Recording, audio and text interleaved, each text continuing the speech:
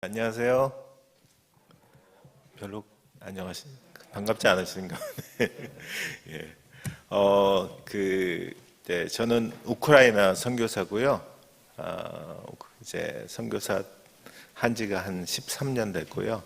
지금 이제 우크라이나 전쟁 중이잖아요. 그래서 들어갔다 나왔다 하고 그렇게 가고 있습니다. 지금 12월 1일 날 다시 이제 우크라이나로 들어가고요. 그래서 이제 위에서 기도해 주셨으면 감사하겠습니다.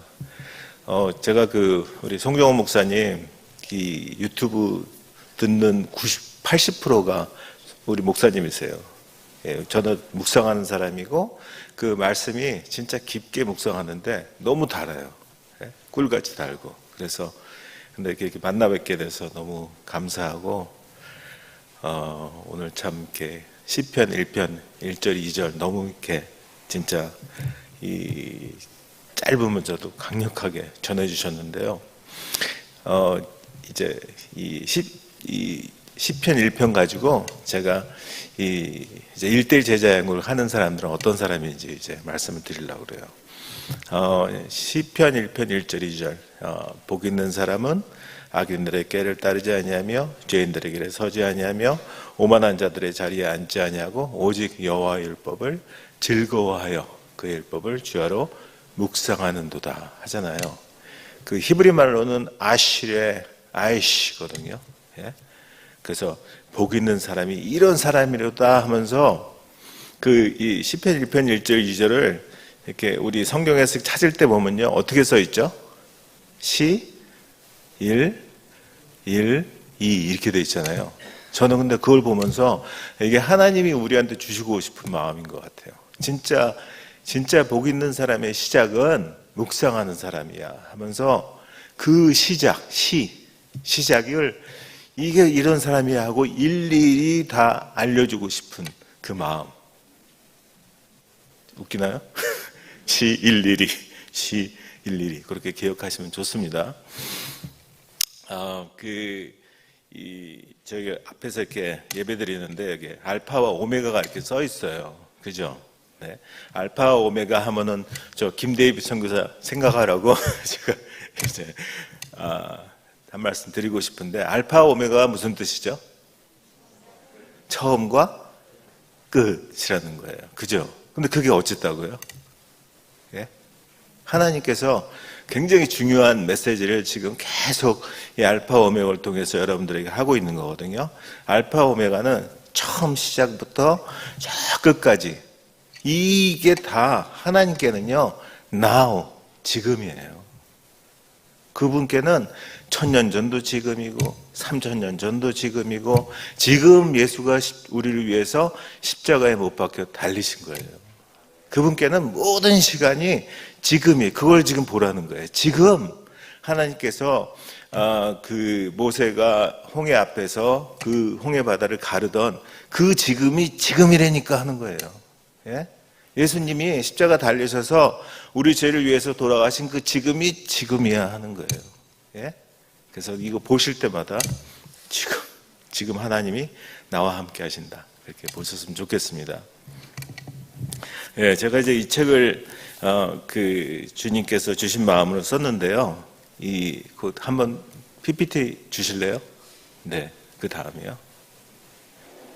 네, 저는 잘 안 보이네. 이렇게 봐야 되나? 예. 근데 예수님의 소원이 혹시 뭔지 아세요? 아시는 분이 있으세요? 제가 선물로 드리려고요. 저하고 똑같은 마음이시니까 예수님의 소원. 예수님의 소원은 뭘까요? 네? 나중에 저한테 시간 주시면은 하나님의 소원이 뭐고 성령님의 소원이 뭐고 그걸 다 말씀드릴 텐데 오늘은 시간이 없어서요. 근데 예수님의 소원이 뭘까요? 네? 정답. 예, 제가 드릴게요. 잠깐만.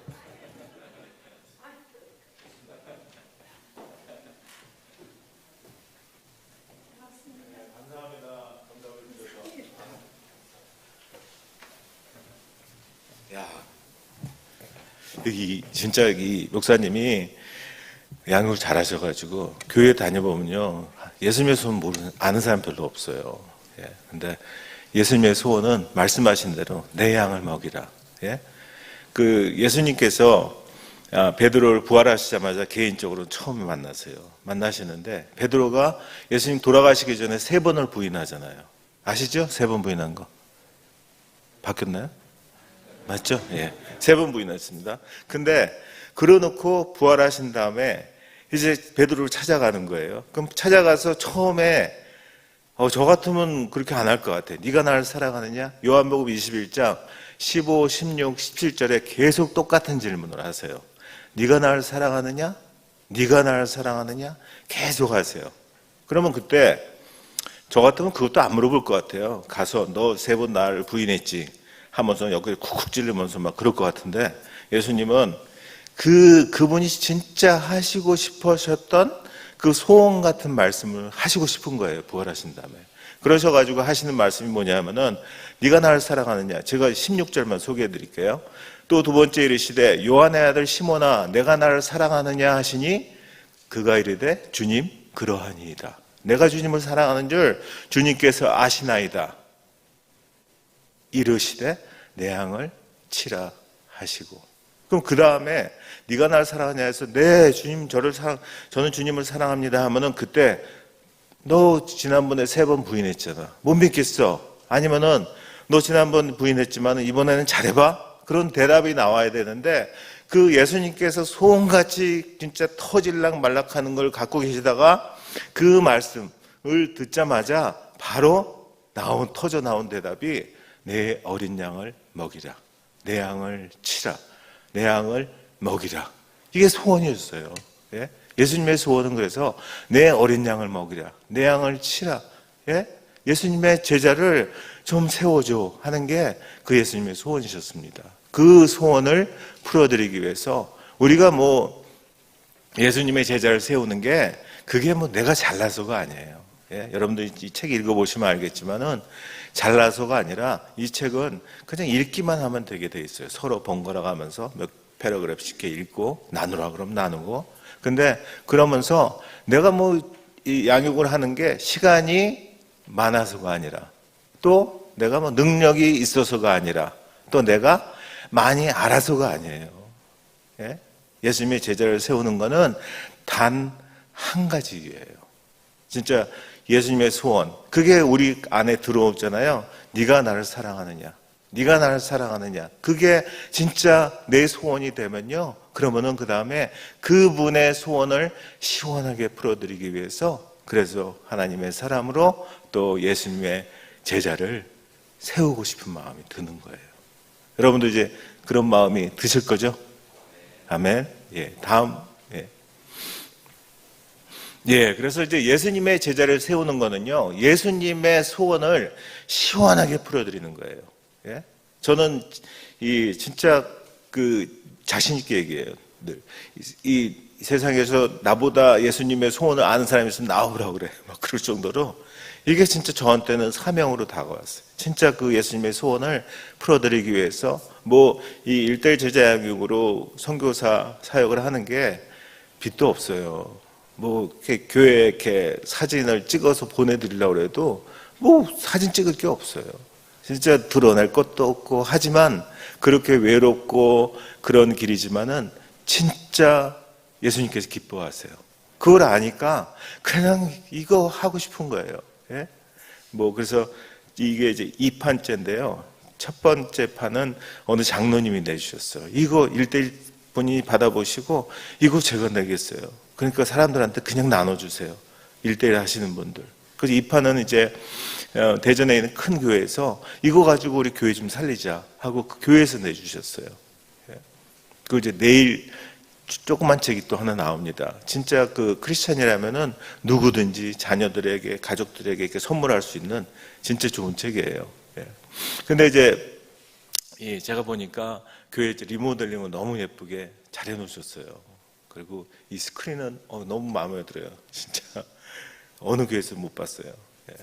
이제 이 외적인 리모델링이 쫙 됐잖아요. 이제는 우리가 영적인 리모델링을 할 때거든요. 근데 이렇게 개인과 교회에 영적 리모델링을 하는 거 각자를 제자를 세우는 거라고 생각합니다. 예수님의 소원을 다 저같이 또 저분이 아시는 것처럼 예수님의 소원을 깨닫고 이거를 가지고 이제 누군가를 세워보는 거예요. 그럴 때 여러분들이요 진짜 신나게 강하게 살아나요.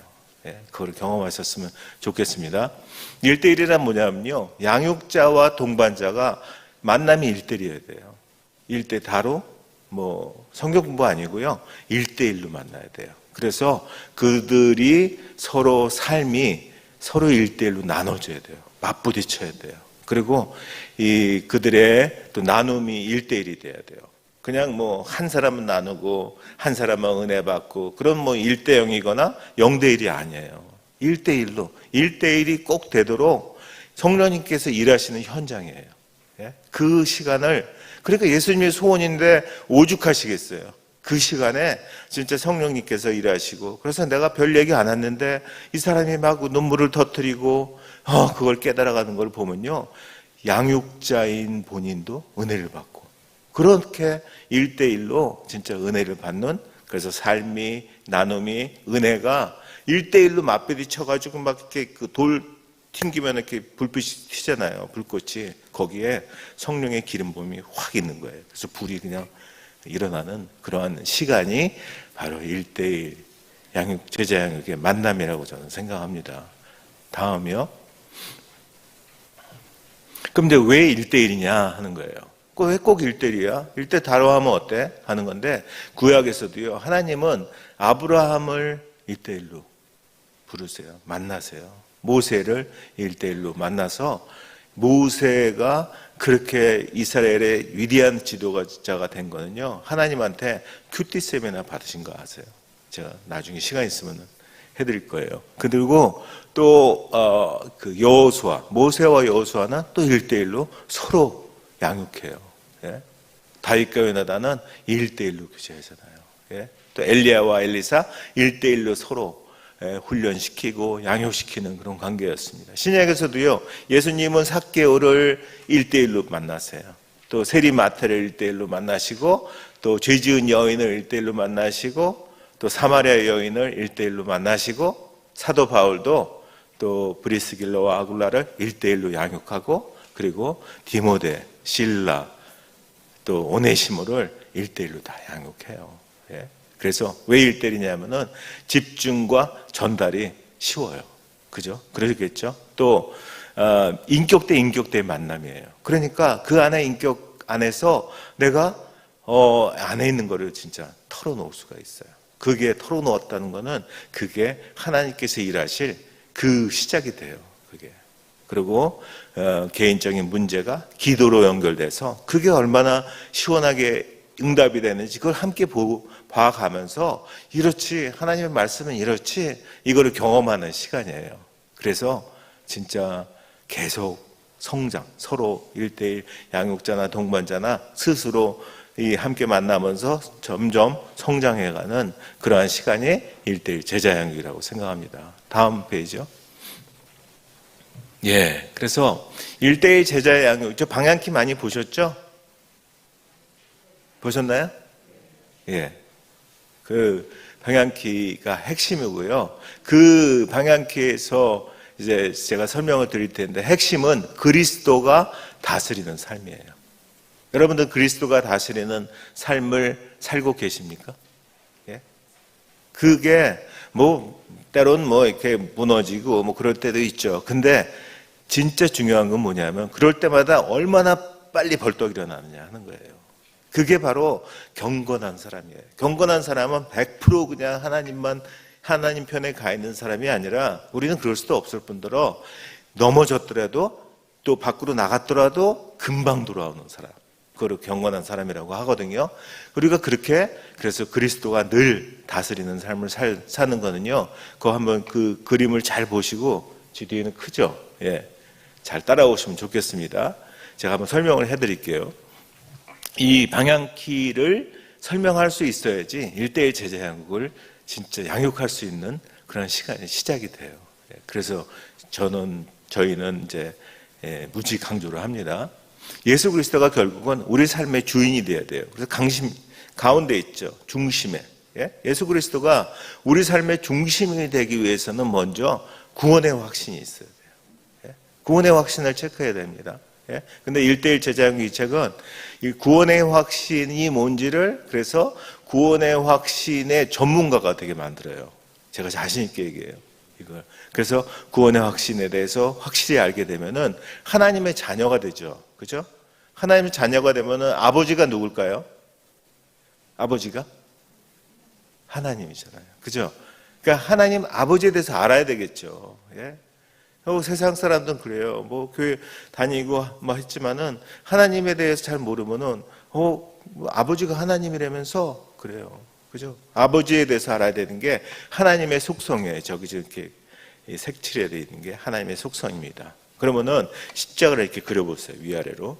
위아래는 위는 하나님이고 아래는 나예요. 하나님은 나에게 여기 성경이라고 있죠. 성경을 통해서 말씀하세요. 그 나는 기도로 하나님과 소통하게 되는 거예요. 그래서 하나님 십자가의 수직 관계는 성경과 기도를 통해서 하나님 말씀하시고 내가 기도로 하나님과 서로 소통하는 단계가 되는 거예요. 또 십자가의 수평은 나와 이렇게 되어 있네요. 나와 공동체예요. 나와 공동체가 어떻게 살도록 부르셨는가 하는 게 교제예요. 교제. 그리고 나와 공동체의 교제를 들고 먼저 그러니까 교회 안에서 공동체 안에서 이 교제가 먼저 잘 이루어져야 돼요. 그 교제가 이루어진 다음에 그걸 들고 세상에 나가서 이웃에 세상에 이 동네에 거기에 이 우리의 그 교제를 들고 삶을 보여주는 게 그게 전도예요. 그러니까 전도는 사실은 사역이 아니라 삶이어야 돼요. 우리들의 삶. 그냥 보여주면 되는 거예요. 그럴 때 우리는 성령 충만한 삶을 살게 돼요. 성령 충만하다는 것은 저절로 성경과 기도와 교제와 전도의 삶이 저절로 된다는 거예요. 하지만은 우리가 세상에 발을 딛고 있기 때문에 어떤 시험들을 만나요. 그죠? 시험인데 시험이 다 똑같은 게 아니라 어떤 시험은 견뎌야 돼요. 인내해야 돼요. 그리고 어떤 시험은 피해야 돼요. 뭐 유혹 같은 건 피해야 되잖아요. 그리고 이 아브라함이 이삭을 바치라는 그 시험은 테스트였어요. 그거는 우리가 기쁘게 감당해야 돼요. 그래서 시험 문제 보통 3가지가 있는데 이 순서가 어긋나면 큰일 나요. 예를 들어서 막 차가 오는데 견뎌야지. 그럼 어떻게 돼요? 큰일 나잖아요. 피할 땐 피해야 되거든요. 그래서 이 분별력을 알 수 있는 게 그게 이제 시험이라는 걸 통해서 알게 됩니다. 하지만 결국 이제 그 시험을 온전하게 이기는 것은 하나님의 말씀에 순종하고 하나님 앞에 순종하는 자로 섰을 때예요. 그 하나님께서는 가장 이 원하시는 사람은 능력 있는 사람, 돈 많은 사람, 똑똑한 사람 그런 게 아니라 순종하는 사람이에요. 그래서 순종 있고요. 그 다음에 그 사람을 사역의 자리로 부르세요. 그래서 여러분들 이 사역지가 나는 사역자가 아니야. 아니에요. 여러분들의 가정이, 여러분들의 남편이, 여러분들의 아내가 사역지예요. 그게 여러분들 가정부터 선교사가 되셔야 돼요. 사역지고 그 다음에 일터가 뭐 학생 같으면 학교가 또 뭐 직장이 뭐 교회가 이웃이 이게 다 사역지가 되는 거예요. 그래서 사역의 자리를 부르세요. 그래서 하나님께서 이렇게 우리 삶 속에서 성경과 기도와 교제와 전도, 성령 충만, 시험, 순종, 사역이 다스리는 삶, 그걸 우리가 그리스도가 다스리는 삶이다 하는 거예요. 그래서 여기 항해키가 이렇게 있잖아요. 항해키를 내가 운전하면 안 돼요. 내가 운전하는 게 아니라 그거를 하나님께 내어드리고 하나님이 예수님이 이거를 운행하시도록 내 삶을 내어드리는 거, 그거를 그리스도가 다스리는 삶이다 그렇게 얘기합니다. 근데 여기에 보면요 2개의 십자가가 있는 거 아세요? 한번 잘 따라 보세요. 저기 썼는데 그 성령 있잖아요. 성경.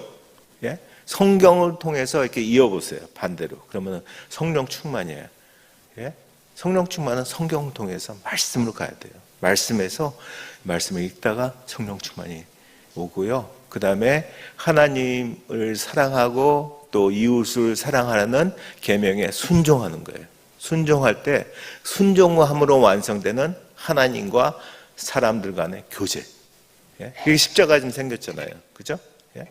이 십자가. 또 하나의 십자가는 뭐냐면요. 그 나머지 것들이에요. 그래서 시험이 있죠. 시험을 기도를 통해서 깨워서 이기는 거예요. 그리고 삶을 나누는 전도를 통해서 사역의 자리로 가요. 아시겠죠?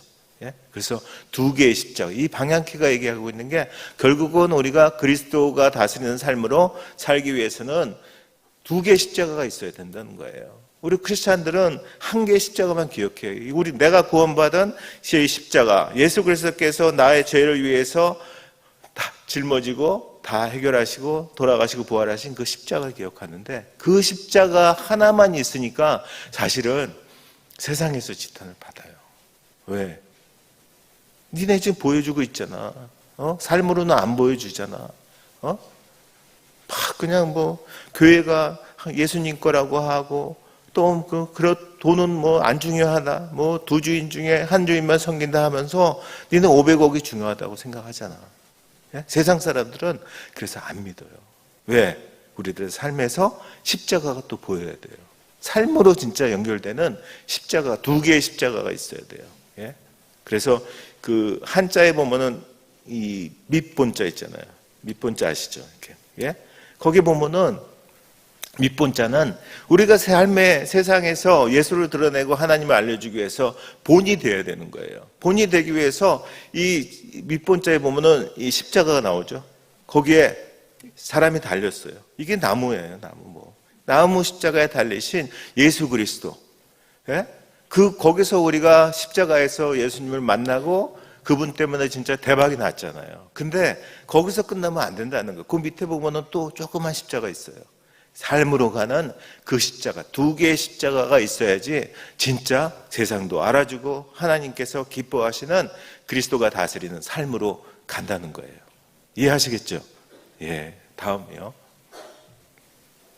예, 근데 이 제자 양육을 하는데 참 이렇게 좋은 제자 양육인데 이게 왜 어려운가 하는 거예요. 제가 이거를 2012년에 처음에 이제 카자흐스탄으로 선교를 갔어요. 거기에 저는 10년 동안 자비량을 했거든요. 예, 여러분들 이렇게 내는 그 헌금이, 저는 17년 동안 이제 그 헌금으로 이제 봉사를 하면서 이 헌금이 뭔지 알아요. 이건 성도들의 피고 생명이에요.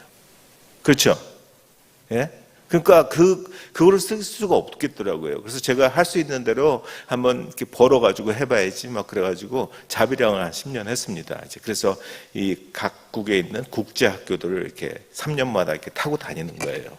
예, 선교의 징검다리처럼 그래 다녔는데, 그러면서 처음에 카자흐스탄 가서 제자양육을 하고 그들 선교사들을 또 이제 거기에 있는 그 현지 그 분들을 이렇게 하는데 제자양육이 어렵다는 거예요.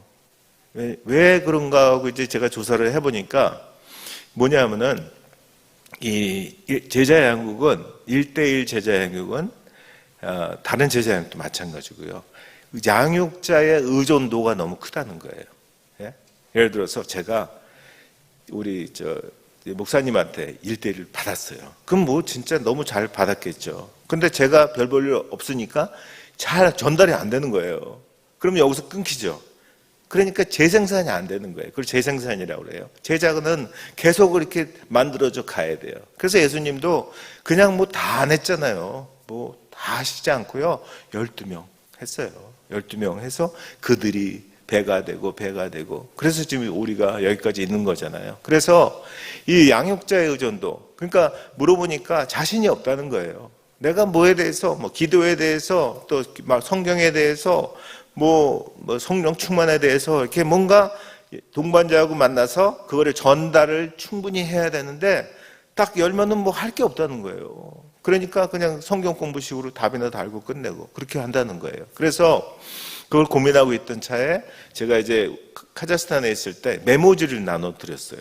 요 대목은 이렇게 하세요. 요 대목은 이렇게 하세요. 그렇게 했더니 이 기존의 이 1:1 교재의 재생산 퍼센트지는 제가 검사한 거는 30%예요. 30%. 그러니까 100명 중에 30명 중에 30%니까 9명한테 흐지부지 되는 거죠. 그래서 성공할 수가 없겠더라고요. 근데 이제 그 메모지를 드리고 해보니까 이분들이 좀 자신이 생기는 거예요. 내가 뭐 할 거리가 생겼네 하면서 이 재생산율이 70%로 가더라고요. 그래서 되겠다 싶어가지고 이제 1판을 3년 전에 써서 이제 다 소진이 됐는데, 그때 쓰고 나서 이제 재생산율이 어디까지 갔냐면 125%예요. 125%라는 얘기는 1명 내지 2명을 하시더라고요. 그래서 어떤 분은 막 3명까지 해요. 그렇게 하면 힘들어요. 그랬더니 아니에요. 뭐 어렵지 않은데요. 뭐 같이 이렇게 번갈아 가면서 읽고 나누라면 나누고 뭐 어렵지 않으니까. 그러면서 은혜는 똑같이 받고. 그래서 이 재생산이 돼서 많은 교회들을 이미 이제 몇 교회들을 살렸고, 그래서 건강하게 교회가 세워져 가는 것을 볼 수가 있었습니다. 다음이요. 그렇게 만든 책이 이거예요. 그래서 맨 왼쪽에 있는 게 그 첫 번째 1판이고요. 가운데 게 지금 나온 책이에요. 그래서 저는 이제 이 책들 다 제가 돈 안 냈어요. 한 번도. 어느 장로님이 첫 판은, 가운데 거는 대전에 있는 교회가, 그리고 이제 이 가운데 책으로 이렇게 감수하다가 은혜 받은 출판사 사장님이 이 세 번째 책이 이게 내일 나와요. 이거를 만들어 주셨어요. 세 번째 책은 말씀을 진짜 우리가 말씀이 중요하다고 생각하는데, 근데 그거를 먹어야지 그러면은, 그죠? 시편 119편 103절에 뭐라고 그러냐면요, 주의 말씀의 맛이 내게 어찌 그리 단지요, 내 입의 꿀보다 더 다나이다 그래요. 계시록 10장 9절에서도 내가 천사에게 나아가 작은 두루마리를 달라 한즉, 말씀이죠, 그가 이르되 갖다 받아 먹으라, 내 배에는 쓰나 내 입에는 달리라 하거나 그래요. 말씀 먹어야 되거든요. 근데 이 단맛을 어떻게 알 수 있을까요? 그냥 여러분들 그냥 읽고 쳐다보고 그래가지고 몰라요. 그래서 이 우리 목사님 말씀을 제가 즐겨하는 이유가, 이거를 그냥 다 단맛이 나올 때까지 이렇게 묵상하셔가지고 이걸 주시는 거예요. 너무 좋아요. 그러니까 그래서 저건 되게 소책자고요. 날마다 갖고 다니라고. 그래서 하루에 한 구절씩 외우도록 해놨어요. 그래서 그러면은 한 전체가 한 150 몇 구절 되는 중요한 것만, 성령님께서 주시는 것만 뽑아서 하나씩 모아서 그거를 성령님께서 하나의 스토리를 이렇게 연결되게 하셨어요. 그 스토리를 기억하면은 154구절이 외워지는 거예요. 그러면서 거기에 묵상도 돼 있고요. 그래서 읽으면서 이제 은혜도 나누고 갖고, 그렇게 만들었습니다. 그래서 이 주변에 아는 이 자녀들이나 뭐 친구들에게 막 선물해도 좋게 이렇게 했어요. 그러니까 저는 진짜 제 개인이 너무 좋아해요. 말씀을 먹어야 돼요. 그죠? 다음이요. 1:1 제자양국에 모토 구절이 있습니다. 많이 아실 거예요. 골로새서 1장 28절 29절이에요. 우리가 그를 전파하여 각 사람을 권하고 모든 지혜로 각 사람을 가르치면 각 사람을 그리스도 안에서 완전한 자로 세우려 함이니, 이를 위하여 나도 내 속에서 능력으로 역사하시니 이의 역사를 따라 힘을 다하여 수고하노라 그래요. 이 1장 28절은 동반자에게 주시는 말씀이에요. 각 사람을 이렇게 권한, 각 사람이 되라는 거예요. 그래서 각 사람 이 권함을 받고, 그리고 각 사람이 가르쳐지고, 그래서 각 사람이 완전한 자로 서게. 근데요, 그거 하기 위해서 내가 뭐 능력도 없고 힘도 없고 그런데 지혜도 없는데 어떻게 해? 그걸 위해서 골로새 1장 29절에서 양육자를 위해서 주시는 모토 말씀이에요. 너 그냥 너 혼자 하는 거 아니야. 나도 내 속에서 능력으로 역사하시는 이 누구죠? 성령님께서 내가 힘을 다해서 널 도울 거야. 걱정하지 마. 저는 이거를 1:1 할 때마다 느껴요. 그러니까 1:1 하기 전에는 막 피곤하고 힘들어도 할 때는 막 그냥 신나고, 끝나고서 나서 막 이렇게 흥분이 되고 하는 게 예수님의 소원이 있기 때문에 그 자리에 함께 하시는 거예요. 성령님께서 일하세요. 그거를 진짜 경험해 봤으면 좋겠어요. 여러분들 모두. 기대하시죠? 네, 아멘. 다음. 그래서 이제 1:1 제자양육의 특징이에요. 제가 잘 안 보일 땐 뒤로 돌아가겠습니다. 가물가물해요, 그냥. 그래서 모든 과정은요, 우리 양육자 동반자가 하는 게 아니에요. 예? 양육자 동반자는 그냥 읽고 나누고 그러다가 주시는 생각이 있으면은 그러면 또 그걸 나누고 해 가는 거예요. 그런데 성령님께서 철저하게 함께 하신다는 거예요. 성령님께서 하시는 양육이라는 거예요. 그래서 그냥 이 동반자 양육자는 그냥 하나님의 도구로 쓰임 받는 거예요. 그래서 우리가 뭐든지 상관없어요, 사실은. 그 다음에 이게 성경 공부가 아니라는 거예요. 성경 공부는요, 자꾸 지식을 쌓게 해요. 성경 공부가 아니라 삶을 나누는 거예요. 말씀 속에서 이걸 같이 나누다가 내 삶이, 이거 나는 이랬어 하고 같이 나누면서 그게 진짜 은혜가 되고, 때로는 그게 기도 제목이 되고, 그렇게 되는 거죠. 그래서, 또 이 동반자 과정을 어떤 분은 이소하지도 않고서 양육을 하려고 그래요. 그러면 안 돼요. 꼭 동반자 가정, 누군가로부터 이 책이 양육을 받고 책의 내용을 어떻게 설명하여 좋을지 그거를 한 번은 이렇게 받아보는 거죠. 그 다음에 1:1 제자 양육 교재를 그 내용과 그리고 본질에 충실하자는 거예요. 어떤 분은 물론 그래도 돼요. 이 성령님께서 일하시니까 이 앞에 과를 시작하면서 조금 하다가 성령님이 막 덮으세요. 그럴 때가 있어요. 막 그냥 동반자가 막 울음을 터뜨리고 막 그냥 막 그럴 때가 있거든요. 그럼 그때는 그분을 위로해주고 기도해주고 막 그러고 그 과를 끝내도 돼요, 사실은. 왜냐하면은 그분이 그 내용을 모르지만은 나중에 양육자반 할 때 또 한 번 배우거든요. 그러니까 괜찮아요. 근데 만약에 그 동반자를 위한다면은 가능하면은 내용을 다 이렇게 할 수 있게. 내용을 알아야지 누군가에게 양육을 할 수 있거든요. 그래서 본질의 내용에 충실했으면 좋겠고요. 그리고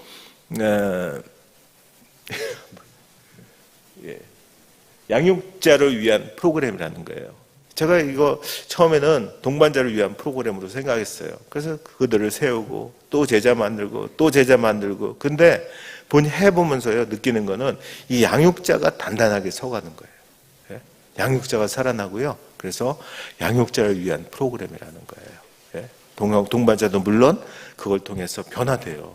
그거를 아니까 진짜 막 삶이 뒤집어지고 이혼하려고 하던 사람이 진짜 사랑하게 되고 자녀들을 그냥 내 소유처럼 그냥 잡고 세상의 가치로 밀고 그러던 사람들이 이제는 자녀로부터 엄마 이렇게 바뀌었어? 그러면서 아이들이 하나님한테로 돌아와요. 우리 지금 청년들 많이 떠나잖아요. 사실은 우리가 회개해야 돼요.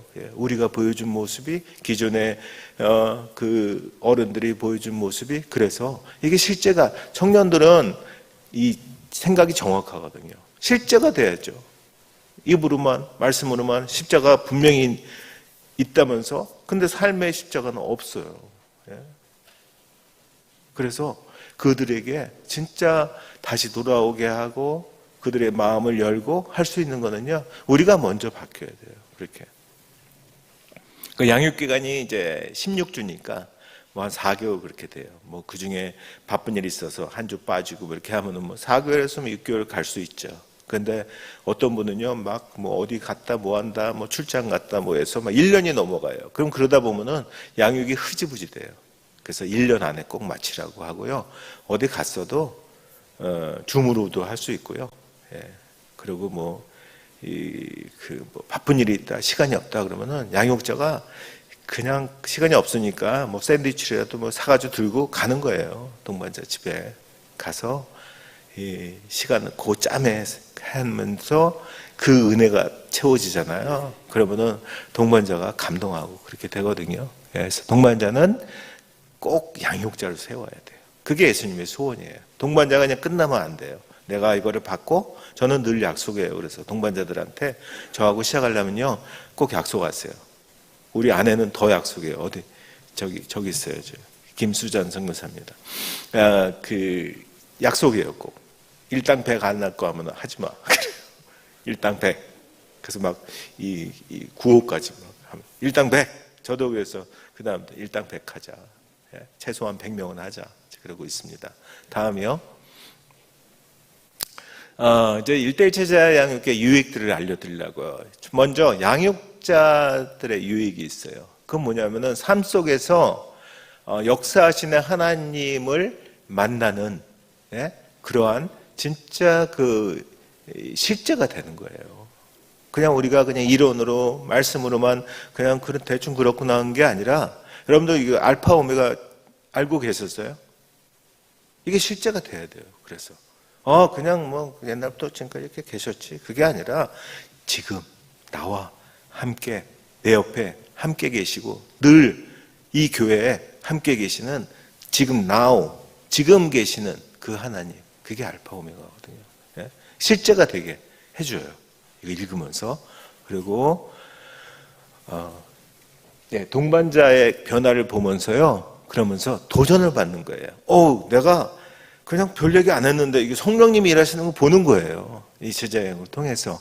예? 그리고 동반자들이 목회자의 마음을 이해하게. 이게 양육이 이런 마음이셨구나. 우리 목사님이 우리들을 이렇게 살리시고 싶으셨구나 하는 거를 절실히 경험해 가요. 예? 그래서 교회가 각각 이렇게 건강해지는 거예요. 예? 그리고 성도들 간에 아름다운 교제가 이제 일어나요. 옛날에는 그냥 뭐가 좋네, 뭐하네, 막 따라다니고 막 좋은 음식점, 그게 아니라 이제는 말씀이 이제 나 막 큐티도 나누고 막 말씀을, 내가 은혜 받은 말씀을 나누면서, 그러면서 그 안에서요 또 이 특별히 이제 양육자 동반자 같은 경우는 더 끈끈하잖아요. 그래서 계속 교회 안에서 이렇게 계속 끌어주는 거예요. 예? 누가 그러더라고요. 교회에 있다가 아는 사람이 한 명이라도 있으면 안 떠난대요. 교회 떠나는 이유는 누군가 안 끌어주는 거예요. 예?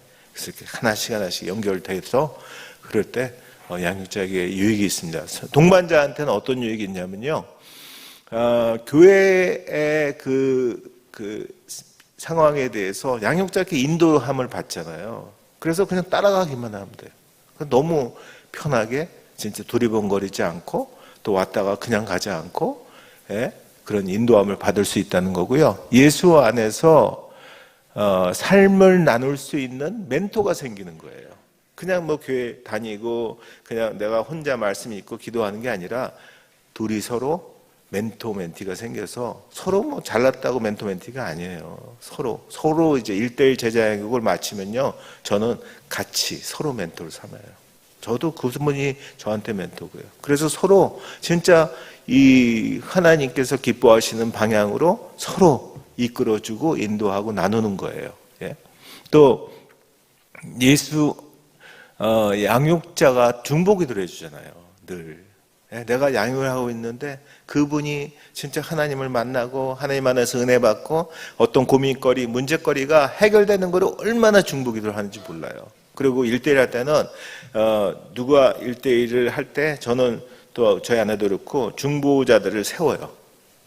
몇 명을 세워요. 많이는 아니고요. 몇 명을 세워서 그 몇 명 중에 한 분은 누구냐면은 진짜 중보기도 해줄 사람.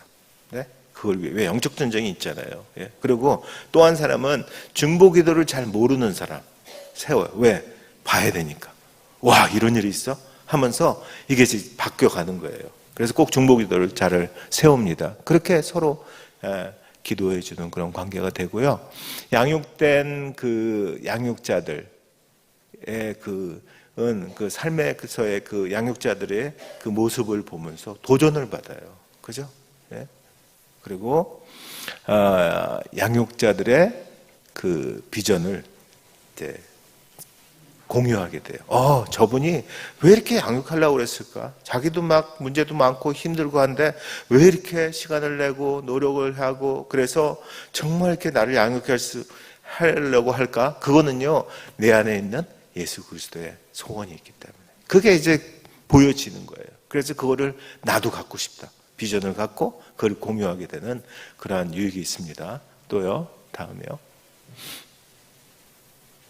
그리고 이제 교회의 유익이에요. 교회. 예? 성도 개개인을 진짜 성장하게 만드는 그러한 역할을 해요. 각자를 살려요. 그냥 이 예수 안에서, 말씀 안에서 서로 양육하고 서로 조언하고 진짜 간증을 나누고, 그래서 신앙이 점점 실제로 가게 그렇게 만들어 줍니다. 또 이 제자화를 통해서, 일대 제자를 통해서 평신도들이 이게 사역이 되는 거예요. 저 사역제에서는 선교사님들을 이제 일대를 하잖아요. 이분들이 그냥 이게 사역이 돼. 이거 너무 좋아요. 저 이제 이거 할 거예요. 하면 사역이 돼요. 여러분들, 이게 사역이 돼서 진짜 이 가슴에 그 자부심을 가지고, 내가 예수님의 소원을 나 알아, 이제. 그 예수님의 소원을 내가 시원하게 풀어주는 나 사역자야. 그런 마음으로, 예수님의 마음으로 동반자들을 살릴 수가 있고, 그렇게 건강하게 교회가 세워져 갑니다. 또 이제 큰 교회의 경우에는 이게 목사님이 다 이렇게 이 핸들할 수 없잖아요. 같이 만나서 진짜 교제하고 중보기도 해주고 그럴 수가 없잖아요. 그래서 그 목사님의 이 분신, 진짜 사역하는 자들이 이렇게 병신도 안에 이렇게 세워지고, 그래서 그들이 진짜 목사님의 마음으로 이 목사님이 이거 원하셨구나, 주님이 이거 원하셨구나, 이 마음으로 가지고 하나하나를 이렇게 1대1로 양육해 나가는 거예요. 청년들, 저는 꼭 1대1 해야 돼요. 그래서 살려야 돼요, 이분들. 청년들 1대1. 그래서 든든한 교회가 진짜 제자화, 세워지게 하는 근간이 된다고 생각합니다. 코로나를 지나면서 많은 교회들을 만나면은 다 이제 여기까지 깨달았어요. 이제 우리 제자화 필요합니다.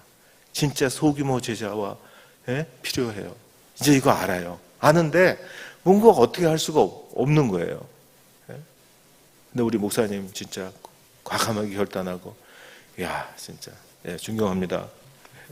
이게 성도들한테 필요한 걸 아시니까 이거 가지고 성도들을 살리자 하시는 마음이 있는 거예요. 다음이요. 그럼 이제 1대1 제자양육 교육을 통해서 얻게 되는 유익들을 제가 알려드리려고요. 그 얻게 되는 유익은 뭐냐면, 첫 번째, 말씀을 듣고 먹는 제자가 되게 하는 거예요. 여러분들 예수님의 제자신가요? 아멘.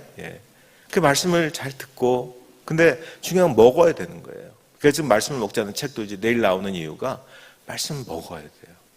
제가 이제 여러분들한테 하나 질문하겠습니다. 성경 말씀은 뭐뭐뭐다 정의할 수 있으세요? 여러분들의 각자가 그동안에 말씀을 읽었던 성경 말씀, 이걸 가지고 정의할 수 있습니까? 많이 하세요. 성경 말씀은 내비게이터다. 또 성경 말씀은 뭐죠? 컨트롤 타워다. 서부터 많아요. 그죠? 근데 저는 특별히 이렇게 정의해요. 성경 말씀은 건조된 북엇국이다. 왜요? 여러분들, 성경 말씀은요, 사실 오래전에, 예를 들어서 예수님이 막 그냥 이 청중들을 모아놓고 막 핏대로 올라가면서 그냥 막 소리치고 알려주고, 거기에 저쪽에서는 막 음식점에서 음식 하는 그 냄새가 막 향기가 나고, 저기 아이들은 떠들고, 이쪽에서 사람들 수근수근대고, 어떻게 저런 말씀이 있지? 이러는 이 소리들과 이 냄새와 그 분위기가요, 다 말라서 다 빼고 건조시켜서 그거를 종이 위에 그냥 활자로 쓴 거예요. 그게 성경이에요, 여러분들. 이제 아시겠죠? 그러니까 성경 말씀은 건조된 북엇국이에요. 근데 그거를 먹을 때 제가 밑에 찢었잖아요. 뜯어서 이 안에 보면은 블럭이 나옵니다. 딱딱한 거. 이거 어떻게 먹죠? 그냥 이렇게 먹습니까? 먹으면 맛없어요. 이빨 다쳐요. 그죠? 근데 그렇게 먹고 있다는 거예요, 우리가. 그냥 건조된 말씀, 그거 모르고 그냥 성경 말씀이잖아. 그러니까 막 읽고 막 그냥 드립다. 그게 아니라 오늘 목사님 설교처럼 묵상을 씹고 또 씹고. 이게 진짜 무슨 얘기? 여러분들을 바꿀 수 있는 거는요, 성경 한 권, 성경 몇 권이 아니에요. 성경 한 절이고요, 성경 한 절에 한 단어가 될 수도 있어요. 그러니까 그걸 씹고 그래야 된다는 거죠. 그래서 저거를 먹으려면 어떻게 되냐면요. 이 건조된 그 블럭을 가지고 거기에다가 물을 부어야 돼요. 그죠? 예? 저는 이제 이 물을 붓는 거를 돕는 책이에요, 이 책은. 왜? 제가 일대를 받으면서 보니까 참 좋은 책인데 뭔가 좀 빠져 있어요. 이걸 그냥 잘 먹는 사람이야 뭐 입에 녹여서 먹겠지만은 근데 그래가지고 맛이 안 난다는 거죠. 원래 의도했던 성경의 그 분위기와 소리와 소음과 냄새와 그 수근수근하는 소리들 그런 분위기가 재현이 안 된다는 거예요. 근데 저 북엇국을 어떻게 먹냐면은 물을 붓잖아요. 그죠? 물을 붓고 기다리고 있으면은 이제 그 맛이 나요. 그죠? 예? 그 맛을 내는 거예요. 그래서 물을 붓는 거예요. 물을 어떻게 붓을까요? 씹고. 저는 이제 물을 붓는 거를 질문하라고 해요. 성경을 읽으면서 질문하셔야 돼요. 예를 들어서 제가 이제 14장, 마태복음 14장 25절 말씀을 알려드릴게요. 별 얘기 없어요. 밤 사경에 예수께서 바다 위로 걸어서 제자들에게 오시니 밤 사경이면 이렇게 십자가 이렇게 그리면은 1, 2, 3, 4니까 새벽 3시에서 6시예요. 새벽 3시에서 6시에 제자들이 배 타고 나갔어요. 나갔는데 막 풍랑이 일고 다 죽게 생겼으니까 주여 죽겠나이다 막 그렇게 소리치고 있어요. 살려달라고 하는데 거기에 마태복음 14장 25절이 그거예요. 밤 사경에 그때 예수께서 바다 위로 걸어서 제자들에게 오시니 이걸요 그냥 건조된 북엇국 블락으로 씹으면요 그냥 그렇지 예수님은 바다 위로 걸으시지 기적이네 우와 이러고 넘어가면 끝이에요. 근데 그렇게 넘어가잖아요. 그러면 성경 말씀은 여러분들 저 책꽂이에 있는 그냥 다른 책하고 똑같아요. 그걸 로고스라고 그래요. 근데 내 마음에 가슴에 확 박히는 레마로 바꿔야 돼요. 그러기 위해서 오늘 말씀처럼 묵상하고 씻고 하는 거예요. 근데 그 물을 부어야 되잖아요. 말씀 먹기 위해서. 가장 좋은 방법은 질문하는 거라고 말씀드렸는데 저 같은 경우는 그냥 일반적인 질문을 해요. 그때 새벽 3시에서 6시 그 사이에 배들이 이제 다 정박해 있을 텐데 예수님 거기 배 없었어요? 그랬어요. 거르니 그러니까 배 없었어요? 또 두 번째 질문은 예수님이 그럼 배보다 빨라요? 어린애 같은 질문이었죠. 당연해요. 그런 거 질문하시면 돼요. 예? 빨라요? 그리고 다른 데 보니까 잔잔하라 그러면 잔잔하잖아요. 근데 예수님이 그러면 거기서 바닷가에서 잔잔하라 그러면 끝났을 텐데 왜 말씀으로 그냥 잔잔하라 안 하세요? 세 번째 질문. 이 질문을 하는데 아침에 말씀을 읽으면서 이 질문을 하는데 제 가슴에 하나님의 예수님의 말씀하시는 게 쑥 들어왔어요. 아직도 기억해요. 뭐라고 그러냐면요. 몰라. 여러 번 하셨어요. 몰라. 모르겠어. 경황이 없었어. 난 그냥 제자들이 죽겠다고 하니까 냈다 뛰었어. 냈다 뛰다가 보니까 바다 한가운데야. 예? 그 예수님을 아침에 만나보세요. 그러면 가슴 터져요. 예? 말씀은 이렇게 먹어야 된다는 거예요. 그냥 마태복음 14장 25절 그냥 기적이구나 그게 아니라 이 기적이 나한테 지금 일어난 거예요. 내 가슴을 터질 정도로 경황이 없었어. 네가 어려울 때 난 이렇게 갈 거야 하는 그 음성을 듣잖아요. 그러면 성경이 다른 성경이 돼요. 진짜 맛이 나온다는 거죠. 아시겠죠? 예, 두 번째 다음이요. 두 번째는 말씀을 씹어야 돼요. 아까 우리 그 설교처럼 말씀을 씹어야 되잖아요. 예? 작은 씹어야 돼요. 말씀을 씹는 제자가 되게 해줘요. 이걸 하시면요. 왜? 제가 한번 예를 들어볼게요. 여러분들 이 겸손이라는 단어가 아세요? 단어 아시나요?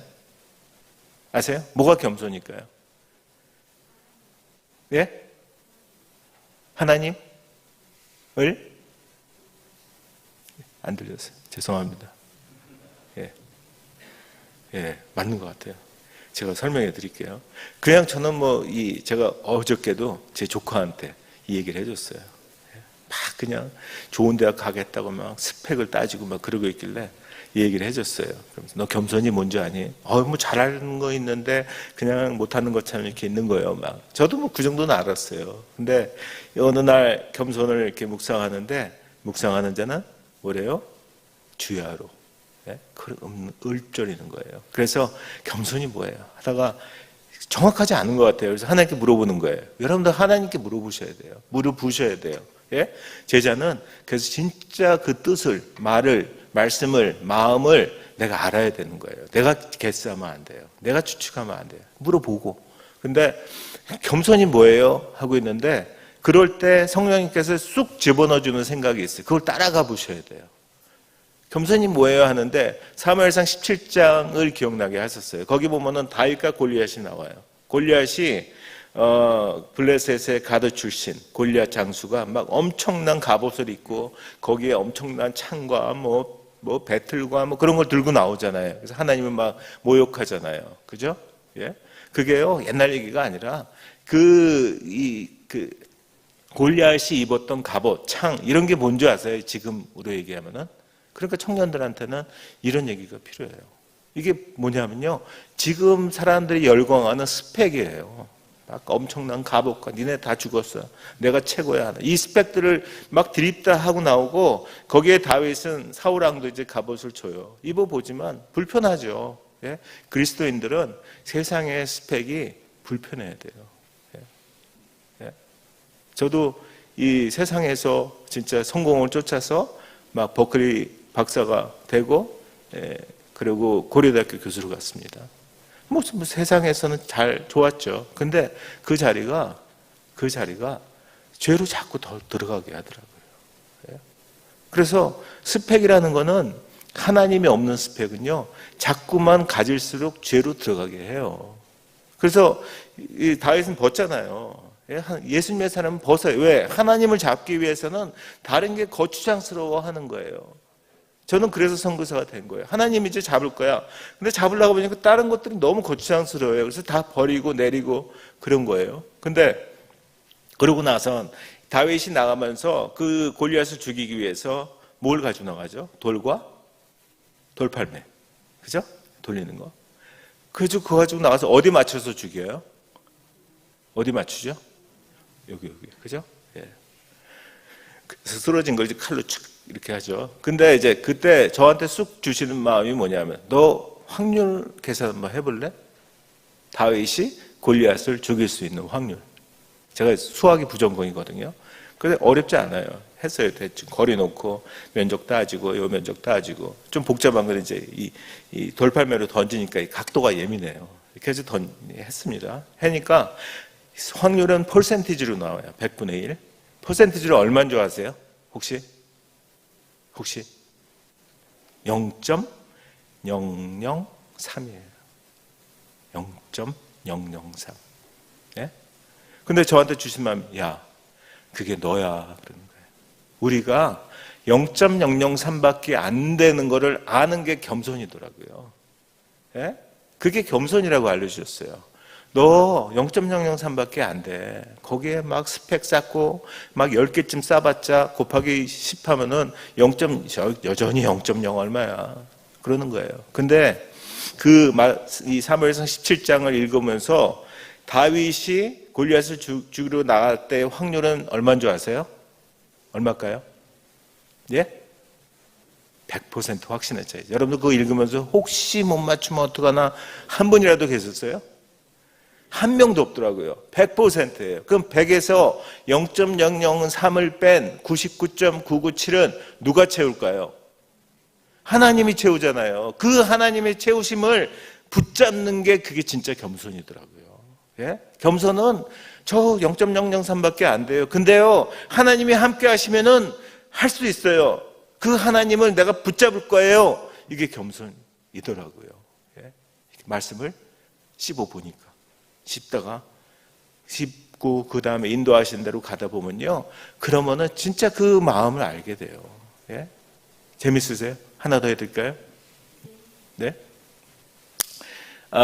그 영과 진리로 아까 우리 기도할 땐가 그때도 영과 진리로 누가 예배드리자고 하셨는데, 예, 요한복음 4장 24절에 하나님이 영이시니 예배하는 자가 영과 진리로 예배할지니라 그래요. 예? 예. 예. 그래서 이 영과 진리로 예배드리는 거, 그거 이 영으로 예배드리는 건요, 성령으로 예배드리는 거예요. 성령으로 예배인데 우리가 주일만 와서 성령님 하고 막 손들고 찬양하고 그런다고 성령으로 드리는 예배가 아니라 하나님께서 말씀하시는 거, 요한복음 4장 21절 24절에서 말씀하시는 거는 너희들 주중에도 성령님과 동행하란 말이야. 동행해서 그 성령님과 함께 와서 같이 앉아서 드리는 예배, 그 예배를 나는 원하는 거야 하시는 거예요. 예? 진리로 드리는 예배가 뭘까요? 요한복음 14장 6절에 진리는 말씀이고 예수 그리스도예요. 예수 그리스도와 함께 드리라는 거예요. 예수님, 하나님이 여러분들을 보시면서 진짜 보고 싶어 하는 건 뭐냐면요, 여러분들 안에 있는 예수 그리스도예요. 그 예수 그리스도를 주일에만, 예배 때만 보여주지 말고 너희들의 삶 속에 나가서 삶에서 예수 그리스도 손 붙잡고 동행하면서 예수님이 너의 삶에서 어떻게 일하셨는지 그 가슴 벅찬 스토리를 들고 오란 말이야. 그 벅찬 스토리를 하나님께 저 이런 스토리 있어요 얘기하는 그 예배, 그 예배가 진리로 드리는 예배라는 거예요. 예? 말씀을 계속 이 퀘스천하고 씹고 그럴 때 말씀을 씹는 여러분들 제자가 될 수 있습니다. 다음이요. 예, 그래서 이 내 것을 섞지 않는 그러한 제자가 돼야 돼요. 예를 들어서 북엇국을 먹는데 내 안에 사탕이 있어요. 맛이 날까요? 안 나잖아요. 그렇죠? 내 안에 물고 있던 사탕을 빼야 돼요. 예? 포장지가 있다는 거예요. 제 포장지는요, 그거를 포장지를 벗겨야지 알맹이가 드러나잖아요. 예? 제 포장지는 그냥 학위였어요. 책에서 진짜 좋은 대학 가서 그래서 진짜 스카이 그 교수가 되고 그 성공하고 재물을 모으고 그런 거예요. 근데 하다 보니까 알맹이가 없는 거예요. 예수가 빠져요. 점점 빠져요. 네. 그래서 그런 진짜 알맹이를 붙잡는 그런 여러분들이 됐으면 좋겠습니다. 예. 다음이요. 그래서 마무리하겠습니다. 예. 그래서 여러분들이 살잖아요. 살리려면은 누군가를 살리면 돼요. 내가 살고 싶잖아요. 그럼 내가 열심히 40일 기도하고 그런 데서 살아나는 게 아니라 내가 누군가를 양육해 보세요. 그럼 살아나게 돼 있어요. 그래서 성도를 또 누군가를 살리려면요, 그들을 양육하고 제자 삼을 때, 제자로 세워나올 때 그때 각자 살아나요. 예? 그래서 누군가를 양육할 때가 살아날 때입니다 하는 말씀을 드리고 싶고요. 그래서 다음이요. 예, 그래서 예수님의 소원 아시죠? 네가 나를 사랑하느냐? 그러면 내 양을 먹이라. 그 소원 붙잡고요.